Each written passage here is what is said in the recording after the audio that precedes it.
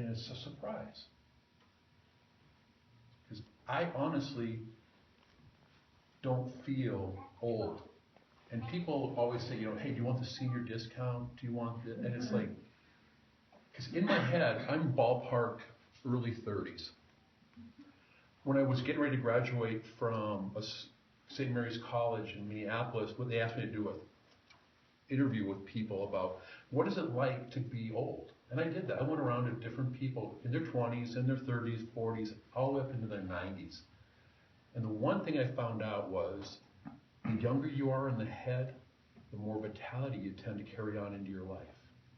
I just didn't know I took that to heart. So it's a surprise to me that I am literally walking to the age 60. Growing up, I started public speaking young. I wasn't that old when I first got paid, in my early 20s. And it was neat. I got asked to speak at the treatment center I graduated from. That was my first really honest, all paid gig, is that one. And I was scared to death. Because I was still struggling with some things. And one of the things I want you to understand is,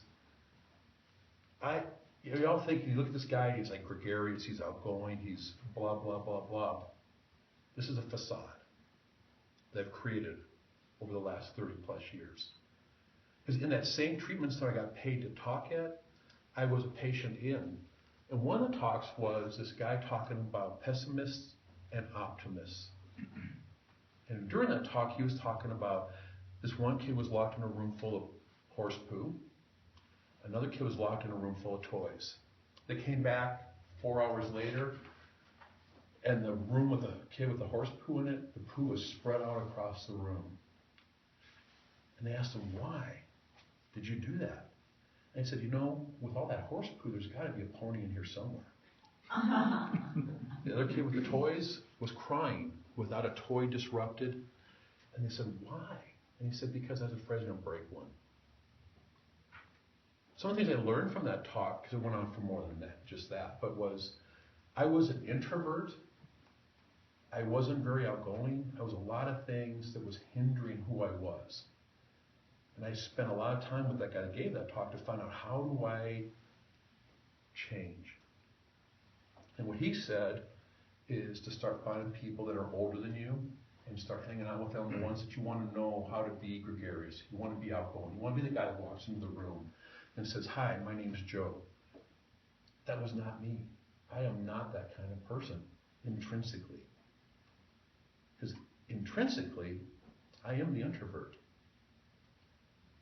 And every night that I go home, even today, it still takes about 2 to sometimes 3 hours to shut off my head of all the stuff I've done during the day to create that energy that keeps me going. So that's one of the things that got me going, was to learn how to be a kid that's going to disrupt a pile of poo and make sure I find that pony, what Paul was talking about, the mischievous one. The other one was a quote that got from a person that was, if you believe in, how did it go? It came out of the book Illusions. So if I've read this, who's read the book Illusions way back in the 70s? Richard Bach. If you argue for your limitations, they're yours. I went into the treatment center with that. I love the book Illusions. And that's what got me into begin chasing the ponies. Because I was arguing for a lot of limitations that I was facing as I went on. Because I was a drug addict. I was an entrepreneur. I was a drug dealer. I did all that stuff that got me going and got me into the things I got into. As time started to progress, the next thing that happened to me was I was working a job down in Oklahoma City with a lady by the name of Rachel Whitten, who was uber extroverted. And she had paid a consultant to come in from South Dakota to we were working in the treatment center. It was an outpatient treatment center. She brought in a paid consultant to help evaluate the things we were doing well and the things we were doing wrong. We were the outpatient people, we're meeting with this guy. Rachel breezed in, gacked up her furball of chaos, breezed back out, And the consultant looked at us. There was about 12 of us around at that time in that meeting room. And he looked at us and he was just flabbergasted. He said, does she really believe what she just said? And we just laughed. It's like, yeah, she does. Because she was way out there. You know, she was untethered at best. But she was the boss. That was her business. So what I learned from him later was he said, never believe your own publicity. So I'm starting to gather people around me as I'm getting into my 20s and into my later 20s. And that's the problem I was facing. I had some really good friends. Really good friends. Tuck, Bob, Paul, Randy, Chris, Craig, and some of those guys are even my friends today. But the problem I faced was I was like Rachel. I was untethered. How many of y'all have ever sailed in a sailboat? We've done that. It's fun. It's awesome. We had a little laser tube, which is a lot of fun. It's like a sports car sailboat. People that know sailboats know.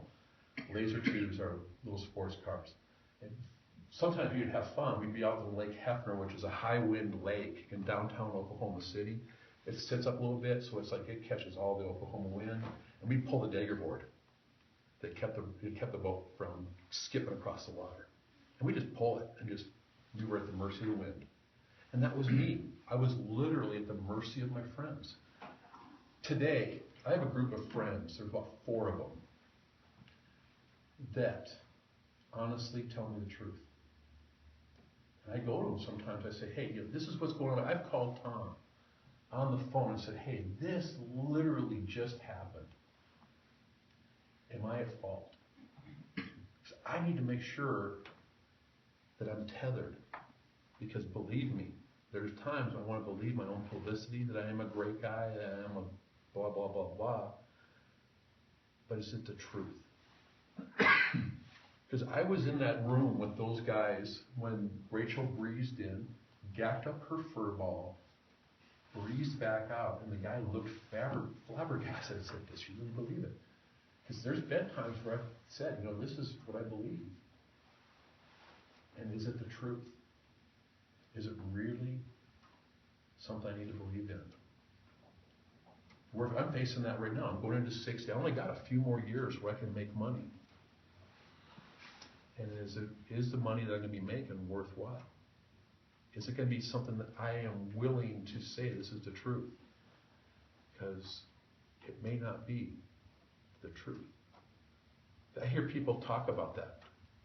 And one of the things we're facing is my wife is saying, hey, how much longer can you really honestly keep doing what you're doing?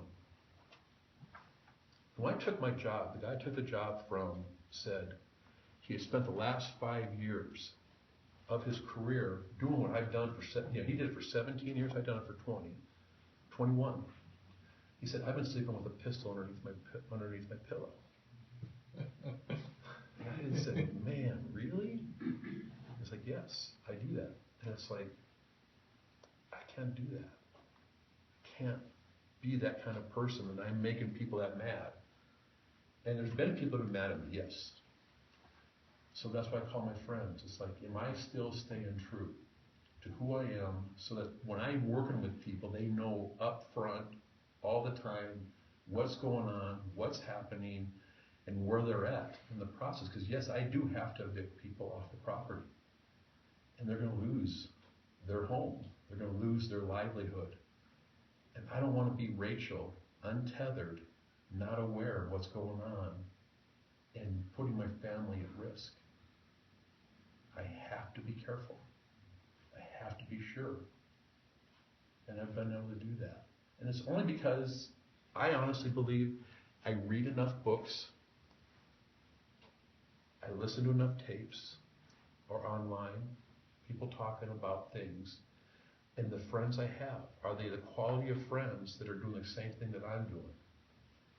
Checking around, making sure that they're staying on track, and that they're not pulling their dagger board out of their sailboat and becoming mercy of the wind, skipping across the lake. Am I staying true? Am I staying on track? So as I work into 60, you're going to hear some more about this, because there's going to be some more challenges I'm going to be facing. but I'm real grateful because y'all look wonderful. Thank you.